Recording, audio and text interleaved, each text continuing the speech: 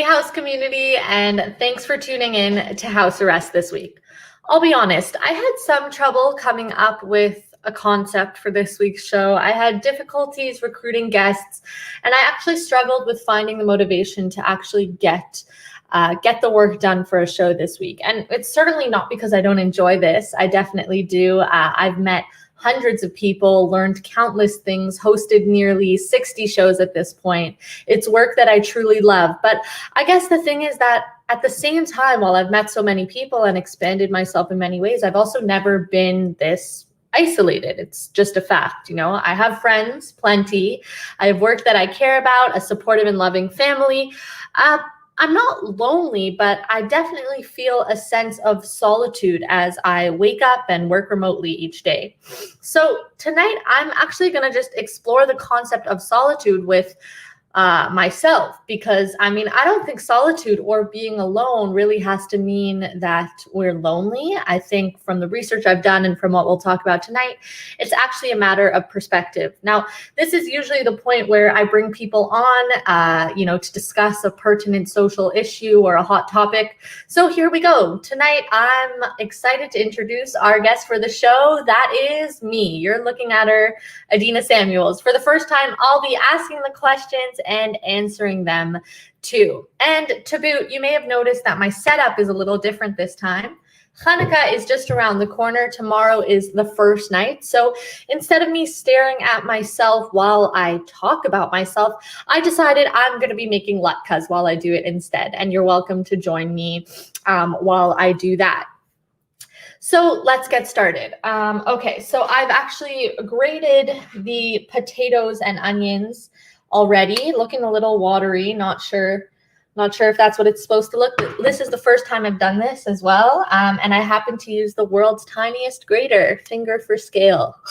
It was the only one I had, but I think it got the job done pretty well. I've cracked an egg into the mixture, added salt, pepper, and a bit of garlic salt, and I mixed it all up. Now I'm going to heat some oil on the stove. And while that warms up, we can dive in to our conversation. All right, brand new oil. So let's just open that.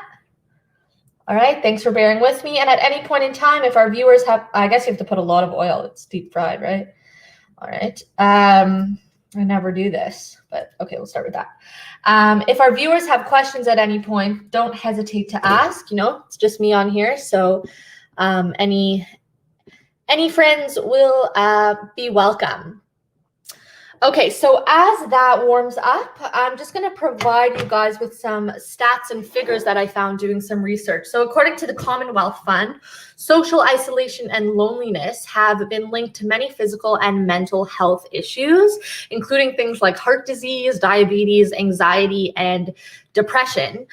This health damage is estimated to increase the risk of early death by 26% and has been equated to smoking approximately 15 cigarettes a day. So that is quite frightening, considering the lockdown that Toronto's currently in. We're all being encouraged and actually, told to stay home, keep in contact only with the people in our own family, in our own households. And my roommate Jessie and I, we have a great time, but certainly we both feel like we need a bit more interaction than just the two of us. And according to these statistics, science seems to agree as well. Now, I know there have been a lot of questions regarding the lockdowns, if there should be, an emphasis on economic recovery and relief, on the putting human life first. And I think in imposing these lockdowns, Canada at least has said human life comes first. But if we look at these statistics, I have to wonder, the damage to human life seems pretty severe either way. And I just hope that a talk like this and many others, which I'm sure plenty of people have been involved with already, can help people sort of cope with the negative side effects of loneliness, isolation, or solitude, as I think we should all begin calling it. So I actually have a couple more statistics which also seem quite interesting, and these come a bit more personally. So over the past couple of weeks, Okay, I think this is getting hot enough to start. Over the past couple of weeks, the House has actually engaged in a massive community outreach program where we've contacted nearly 1,500 of our community members, people who participated in our programs in the, that's cold, in the last 2 years. And what we found, majority of responses, people are doing well, they're working from home. I don't think that's sizzling like it's supposed to. All right, maybe it's still coming. But at the same time, people are very lonely, regardless of who they're living with. They miss hanging out with their friends. They miss giving hugs to their family members. And really something that I really related to was I just miss the feeling of watching other people live their lives in festivals, street markets, things like that. Those are things that I really miss. We got one anonymous response, which I think is really pertinent to share tonight. One participant shared, "My regular depression, pandemic depression, and seasonal depression is about to hit the trifecta as we head into the dark and cold months." And this is just a stark reality. I'm not making up this statement. One of our own participants in our Toronto Jewish community is suffering from this, and she's certainly not alone. So, okay, what's supposed to happen now? Oh, I think it said 3 to 4 minutes. I got this recipe from something called Easy and Simple Hanukkah latkes that can't let you down, or something like that. So I really hope that remains true. Thanks, Zane, for the love. Okay, the next thing I'd like to note is that even in Jewish thought and Jewish history, loneliness was actually the first human problem that people dealt with. When God created Adam, the first man, he looked at him and he said, "It's not good for man to be alone." Lotov shadam liot levado, something like that. And that actually proves, that was like on the first day of I guess the 6th day of creation, 7th. I'm not totally sure. No, 7th was Shabbat.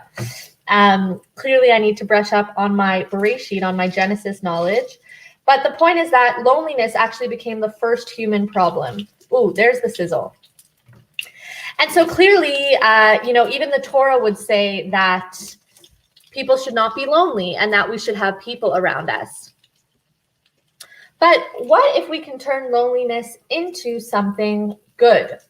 In my research, I read a quote from theologian Paul Tillich, who said that language has created the word loneliness to express the pain of being alone.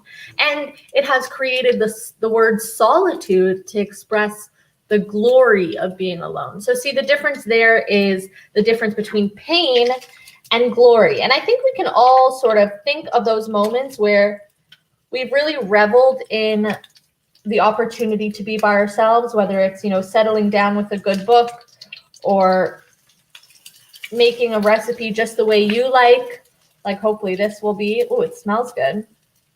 But how do we transform loneliness into solitude in a more regular pattern? And this is actually something I've been asking my friends and my community in the past couple of days. A lot of people have been giving me advice, you need a routine, you need to feel like you're accomplishing things.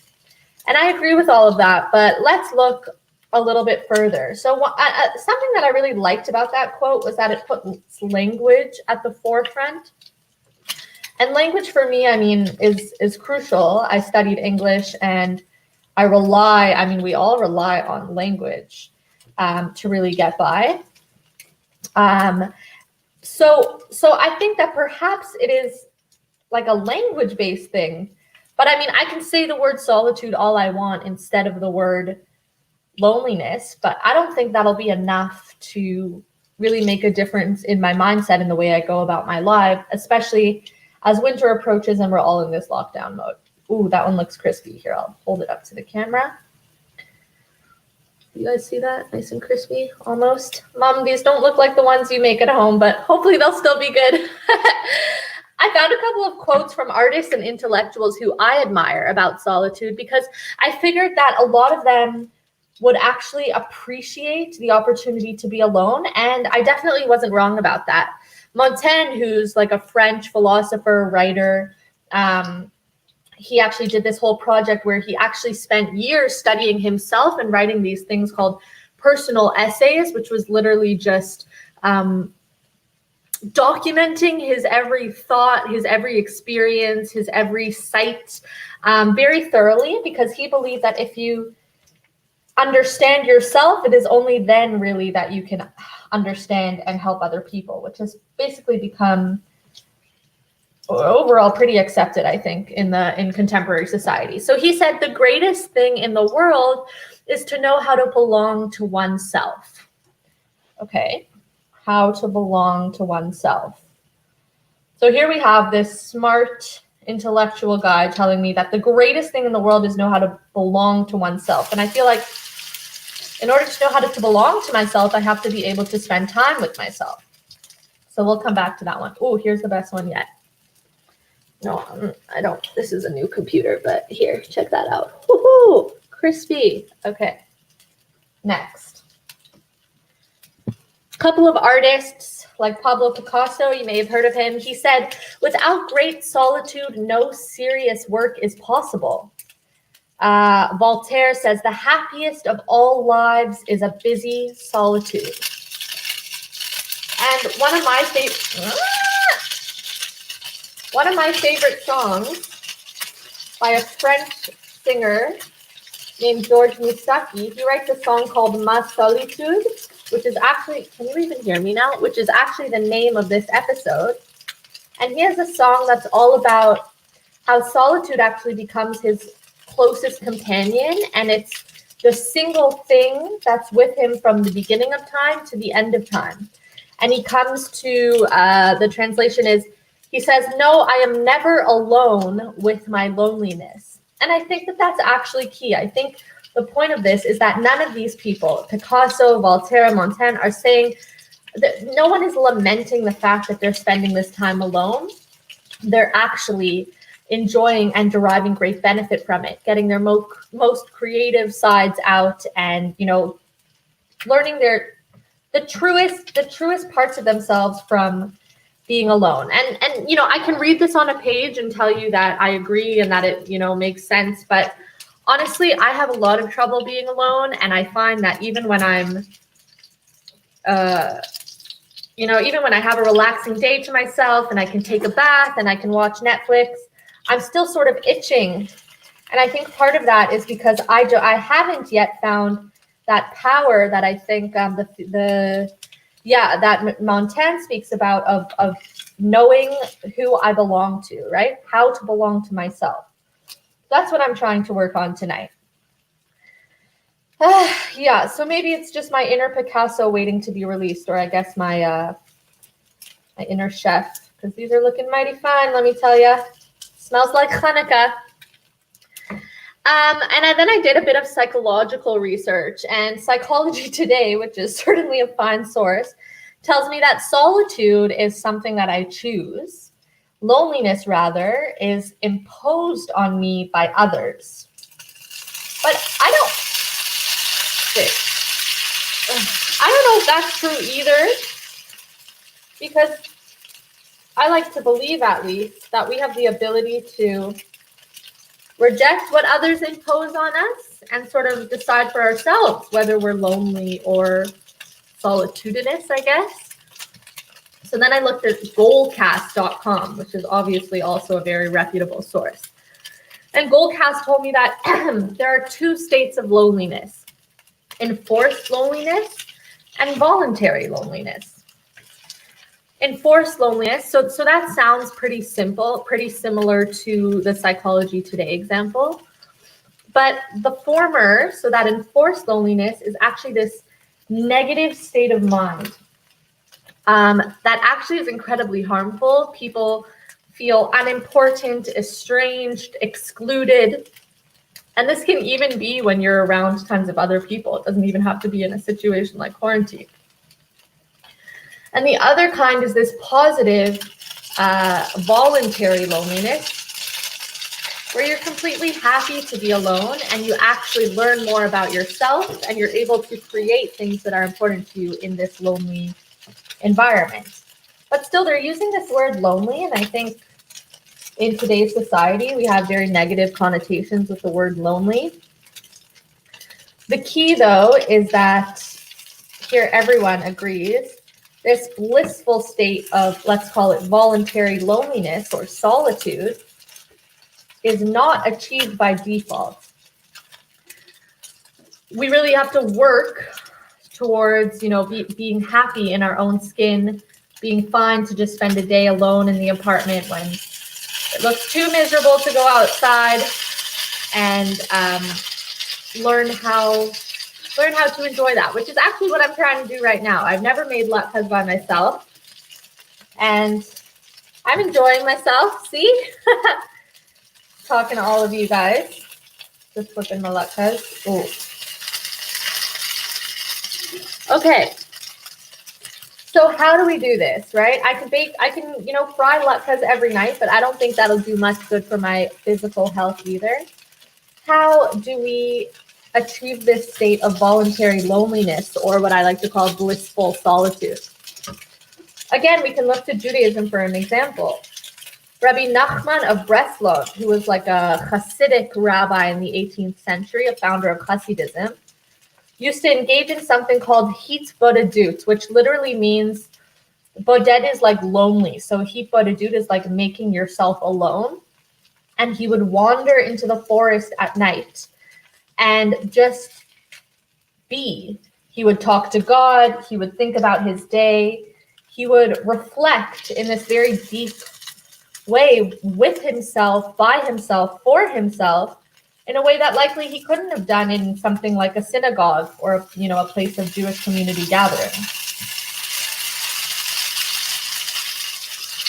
So, I guess I could wander into a forest at night, although I think a few people would advise against that, but there really is something beautiful to this concept of hitbodedut, of this making yourself alone, because I think you could imagine, a forest or even a city life, taking a late night walk and just allowing yourself to be in that moment and think about who you are and, what state of the world brought you to where you are right now.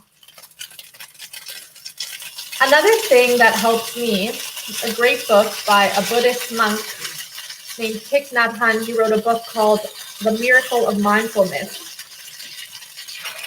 And the point of that book is how to become aware in all moments of who you are and of your existence at all. So he gives an example, when you're walking in the street and let's say your mind's wandering, you're getting anxious, you don't know what to think, just think of your actual footsteps. I need some water. Think of your footsteps hitting the ground. Think of the experience that your body feels as your feet touch your shoes, which are touching the ground. And really exist in that moment. Another prompt I saw is I can ask myself in moments when I am feeling alone, what might I treasure about being alone? So right now, for example, in this latke recipe, I'm using onions, and I'm pretty sure that, at home with my parents, we don't put onions in our latke recipe, but I like onions, so I decided to put them in. So that's something I can be happy about doing alone. Another thing, I can listen to music as loudly as I want. Those are two examples that I actually do believe in and I do appreciate about being alone. So I think that those are three tools that can really help us, multitasking, that can really help us sort of reframe the idea of loneliness or solitude and help us determine how to flip from one to the other. And I'm really not trying to come here in a preachy sort of way and tell you what to be and how to do, because if you've had a one-on-one conversation with me recently, and I encourage you to reach out if you want to, I'm really bad at being alone. And I say that openly because I want to learn how to be better. So I, for example, have integrated baking or frying into my weekly routine. I'm trying to exercise more. And I do feel that these, wow, I'm not used to talking for 20 minutes straight. I do feel that these small things are adding up and making me feel like my days are more meaningful. So yeah, honestly, that's where I am. My latkes are just about done.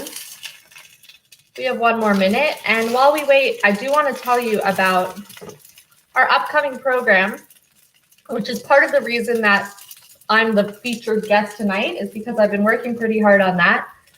We're right in the middle of planning for our annual fundraiser, Jet Exposed, which is happening on the last night of Hanukkah, December 17th. We're having an incredible keynote featuring the Chief Rabbi of South Africa and Dan Ariely, who's a professor at Duke University in psychology and behavioral economics. After that talk, we'll be having 9 sessions to choose from on all sorts of things like the environment, fashion, comedy, with incredible speakers like Andy Nullman, the founder of Just for Laughs, Annemie Paul, the leader of the Green Party, and so many more. And that's not even it. After those sessions, we'll be having an after party featuring meet and greets with the panelists, featuring a DJ room with music and a host. We'll be having a live Jerusalem tour happening in real time with our friend David Abitbol from Julicious, and plenty more exciting things coming. So that's one way that Hanukkah can really be a time to build community, and we really hope that you will join us there. So make sure to check out jetx2020.ca. I'm going to bite into one of these latkes and let you know how it is, and then I will call it a night. All right, fingers crossed. Not bad. Pretty good. Thank you so much for joining me tonight in this cooking endeavor. I would definitely call this a success.